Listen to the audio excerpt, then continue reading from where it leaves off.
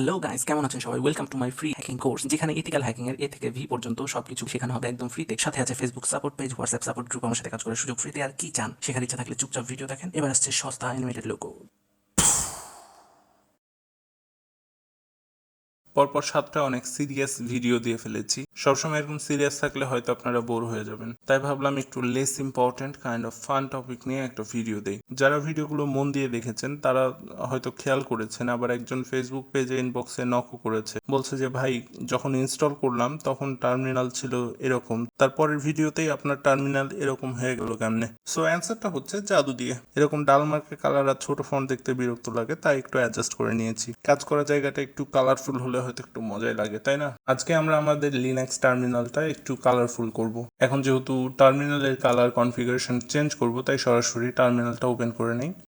খেয়াল করেন ওপেন হওয়ার সময় এটা কত পিচ্চি সাইজের আছে। আমি চাই যখন এটা ওপেন হবে তখন যেন একবারে ফুল স্ক্রিন হয়ে যায়, আমাদের যেন বারবার ফুল স্ক্রিন করে নিতে না হয়। তার জন্য সরাসরি এই 3 ডটে ক্লিক করব। এখানে দেখেন 6 নাম্বার অপশন আছে প্রেফারেন্সেস, এখানে ঢুকবো। এখন প্রোফাইলস লেখা আছে, এর ঠিক পাশে যে প্লাস চিহ্নটা আছে এটাতে ক্লিক করলে আমাদের কাছে যাচ্ছে যে আমরা যে কনফিগার করছি এটার নাম কি দিব। সো আমি এটার নাম দিলাম মাই কনফিগ, আপনারা যা খুশি দিতে পারেন। তারপর ক্রিয়েটে ক্লিক করলাম, আমাদের নিউ কালার প্রোফাইলটা তৈরি হয়ে গেছে। এখানে দেখেন ইনিশিয়াল টার্মিনাল সাইজ, এটা আপাতত 80/24 আছে। তো এই 80 জায়গাটায় আমি 240 করে নেব, আর 24-এর জায়গায় 48 করে নেব।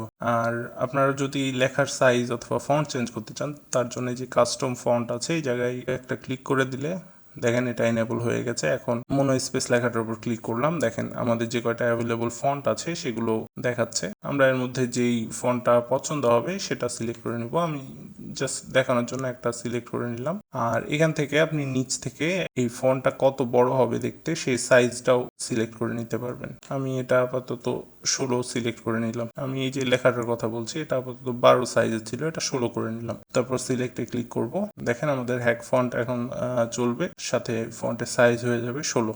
নিচে আরো দুটো অপশন আছে, সেই দুটো হচ্ছে কার্সরের জন্য। তো কার্সর হচ্ছে আপনার এই যে এখানে দেখেন যে ব্ল্যাক কালো বক্সটা দেখতে পাচ্ছেন, এটাকে আমরা কার্সর বলছি। কার্সরের শেপটা কেমন হবে সেটা যেরকম আছে এরকম, যদি ব্লক চান ব্লক রাখতে পারেন, যদি আই বিম চান আই বিম, আন্ডারলাইন চাইলে আন্ডারলাইন সিলেক্ট করে নিতে পারবেন। আর কার্সর ব্লিঙ্কিংটা যদি আপনি চান যে এটা জ্বলবে নিবে তাহলে এনেবল করবেন, যদি চান যেভাবে স্থির থাকবে তাহলে ডিসেবল করে রাখবেন। আমাদের এগুলো সব সিলেক্ট করা হয়ে গেল। সো এখন বের হওয়ার আগে মাই কনফিগটার পাশে যে ছোট তীরটা আছে সেটাতে একবার ক্লিক করলে ড্রপ ডাউন চলে আসবে। এখানে সেট অ্যাজ ডিফল্ট সিলেক্ট করে দিলাম, তারপরে কেটে দিলাম। এটা অটোমেটিক সেভ হয়ে গেছে। টার্মিনালটা ক্লোজ করে আরেকবার ওপেন করি, দেখেন আমাদের টার্মিনালটা এবার ফুল স্ক্রিনেই চলে এসছে, সাথে লেখার ফন্টও চেঞ্জ হয়েছে, আবার লেখার সাইজটাও একটু বড় হয়ে গেছে। এখন আমরা লেখাগুলোর কালার চেঞ্জ করব। সো কালার চেঞ্জ হচ্ছে কিনা সেটা বোঝার জন্য প্রথমে আমরা বিন ডাইরেক্টরিতে চলে যাব। আমরা বিন ডাইরেক্টরিতে চলে এসেছি। এখন এলএস করে ডাইরেক্টরিতে যেগুলো আছে সেগুলো বের করে নিলাম। তাহলে দেখেন এখানে অনেক রকমের কালার আছে। এখন যদি আমাদের লেখাগুলোর কালার চেঞ্জ হয় তাহলে সেটা বুঝতে আমাদের সুবিধা হবে। কারণ কালার চেঞ্জ করার জন্য আবার 3 ডটে যে প্রেফারেন্সেসে ঢুকবো, আমাদের মাই কনফিগটা সিলেক্ট করব। এখন আমাদের তো এই উইন্ডোর কাজ আগে শেষ হয়ে গেছে, এখন সেকেন্ড উইন্ডো যেটা কালার্স আছে সেখানে চলে যাব। এখন এখানে যে use colours from system theme আছে, এটা বাই ডিফল্ট আছে, এটা যদি আমরা আনটিক করে দেই তাহলে আমাদের বাকি অপশনগুলো ইনেবল হয়ে গেছে। এখন আমরা যেরকম চাইবো সেরকম হয়ে যাবে। দেখেন এখানে ব্যাকগ্রাউন্ড কালার হোয়াইট আছে, এই জন্য এটা পুরোপুরি হোয়াইট হয়ে গেছে অলরেডি। সো আমরা পরের 3টা ইনেবল করে দেবো যেন আমরা সবকিছুই নিজেদের মতো ঠিক করে নিতে পারি। এখন ফার্স্টে ডিফল্ট টেক্সট কালার, আপনার যেরকম কালার মন চাই সেরকম দিয়ে দিবেন। যে সাধারণত লেখাগুলোর কালার কিরকম হবে, আমি অরেঞ্জিশ টাইপের কিছু একটা দিয়ে সিলেক্ট চাপলাম। এবার যে ব্যাকগ্রাউন্ডটা সাদা হয়ে গেছে, ব্যাকগ্রাউন্ডটা চাচ্ছি আমি হালকা গ্রিনিশ টাইপের, মানে সবুজ মতো, কিন্তু একটু ডার্ক,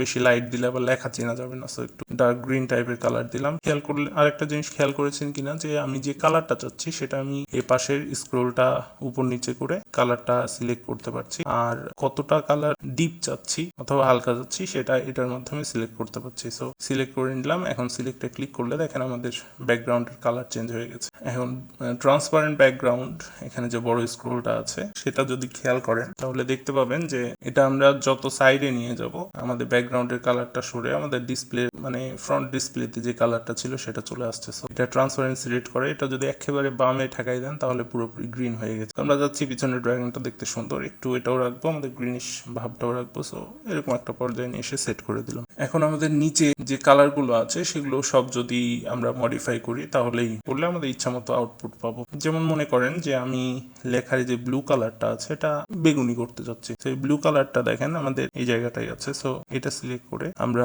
বেগুনির দিকে গেলাম, দেখেন আমাদের লেখাগুলো বেগুনি হয়ে গেছে। সো এইভাবে দেখে দেখে আমরা কালারগুলো চেঞ্জ করে নিতে পারবো যে কোন টাইপের লেখাগুলো আমরা কি কালার চাচ্ছি। আপনাদের যদি আমি যেরকম কালার কম্বিনেশন ইউজ করি সেটাই পছন্দ হয় তাহলে সেটা রেফারেন্সের জন্য আমি আমার এই কালার কনফিগারেশনটা দেখাই দিচ্ছি। সো এটা দেখে দেখে আপনাদের বাকি সব কালারগুলো সেট করে নিতে পারেন। যদি প্রয়োজন হয় তাহলে ভিডিওটা পজ করে এটা দেখে কালারগুলো আপনারা কপি করে নেন, মানে যে ঘরে যে কালারটা আমি দিয়েছি সেই ঘরে সেই কালারটা বসায় নেন, তাহলে আমার যেরকম আছে সেরকম আপনার তৈরি হয়ে যাবে। এখন আমাদের যখন এই সব কালারগুলো এভাবে সেট করা হয়ে গেল তখন জাস্ট আমরা ক্রস করে বের হয়ে গেলে এটা অটোমেটিক সেভ হয়ে গেছে। এখন টার্মিনালটা আর একবার রিওপেন করি, আমাদের কাস্টম কালার রেডি হয়ে গেছে। সো চেক করার জন্য আমরা আবার সরাসরি /bin ডাইরেক্টরিতে চলে যাচ্ছি, কারণ এখানে সবচাইতে লেখা বেশি, কালারগুলো ভালো বোঝা যাবে। তারপর সিম্পল এলএস রান করলাম, দেখেন আমার লেখাগুলো আমি যেরকম সিলেক্ট করে রেখেছিলাম, যে কালার কনফিগারেশনটা আপনাদের রেফারেন্সের জন্য দেখালাম সেই অনুযায়ী কালারগুলো চলে এসেছে। আমার কালার